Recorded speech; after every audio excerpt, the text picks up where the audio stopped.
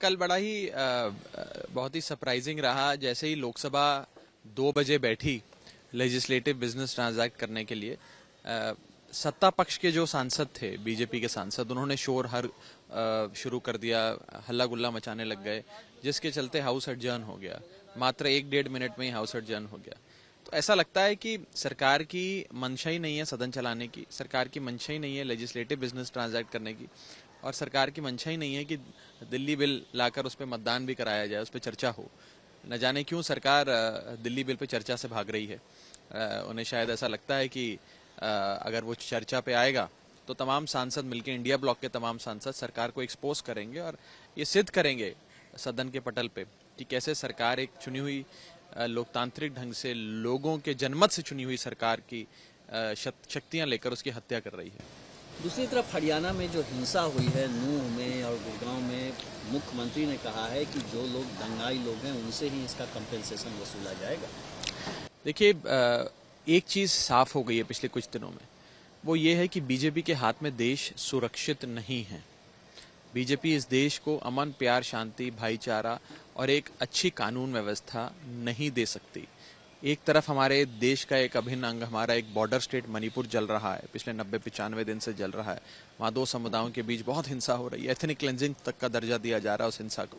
और दूसरी ओर हरियाणा, जो भी वो भी बीजेपी शासित प्रदेश है, जहाँ सदैव से शांति रही है। वहाँ एक प्रकार से सांप्रदायिक सद्भाव बिगड़ा है, वहाँ पे सांप्रदायिक हिंसा हुई है। तो ये दोनों चीजें दिखाता है कि बीजेपी विफल है देश को शांति, सद्भाव और एक अच्छी कानून व्यवस्था देने में। दोनों, मणिपुर और हरियाणा में भाजपा की सरकार है, केंद्र में भाजपा की सरकार है, फिर भी इस प्रकार से अगर हालात बन रहे हैं तो यही समझ में आता है कि या तो बीजेपी कंप्लेसेंट है या कंप्लिसिट है, या तो बीजेपी निकम्मी है, उसके बस की नहीं है कानून व्यवस्था संभालना, या फिर वो मिली भगत है उनकी, और मिली भगत के चलते ही वो खुद ही इस प्रकार के भाईचारे को डिस्टर्ब करने में अपना योगदान दे रहे। कल बड़ा ही बहुत ही सरप्राइजिंग रहा। जैसे ही लोकसभा 2 बजे बैठी लेजिस्लेटिव बिजनेस ट्रांजैक्ट करने के लिए, सत्ता पक्ष के जो सांसद थे, बीजेपी के सांसद, उन्होंने शोर शुरू कर दिया, हल्ला गुल्ला मचाने लग गए, जिसके चलते हाउस एडजर्न हो गया। मात्र 1-1.5 मिनट में ही हाउस एडजर्न हो गया। तो ऐसा लगता है कि सरकार की मंशा ही नहीं है सदन चलाने की, सरकार की मंशा ही नहीं है लेजिस्लेटिव बिजनेस ट्रांजैक्ट करने की, और सरकार की मंशा ही नहीं है कि दिल्ली बिल लाकर उस पर मतदान भी कराया जाए, उस पर चर्चा हो। न जाने क्यों सरकार दिल्ली बिल पे चर्चा से भाग रही है। उन्हें शायद ऐसा लगता है कि अगर वो चर्चा पे आएगा तो तमाम सांसद मिलकर, इंडिया ब्लॉक के तमाम सांसद सरकार को एक्सपोज करेंगे और ये सिद्ध करेंगे सदन के पटल पे कि कैसे सरकार एक चुनी हुई, लोकतांत्रिक ढंग से लोगों के जनमत से चुनी हुई सरकार की शक्तियां लेकर उसकी हत्या कर रही है। दूसरी तरफ हरियाणा में जो हिंसा हुई है नूंह में और गुड़गांव में, मुख्यमंत्री ने कहा है कि जो लोग दंगाई लोग हैं उनसे ही इसका कंपेंसेशन वसूला जाएगा। देखिए, एक चीज साफ हो गई है पिछले कुछ दिनों में, वो ये है कि बीजेपी के हाथ में देश सुरक्षित नहीं है।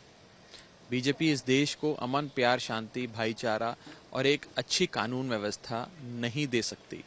एक तरफ हमारे देश का एक अभिन्न अंग, हमारा एक बॉर्डर स्टेट मणिपुर जल रहा है, पिछले 90-95 दिन से जल रहा है। वहाँ 2 समुदायों के बीच बहुत हिंसा हो रही है, एथनिक क्लेंजिंग तक का दर्जा दिया जा रहा है उस हिंसा को।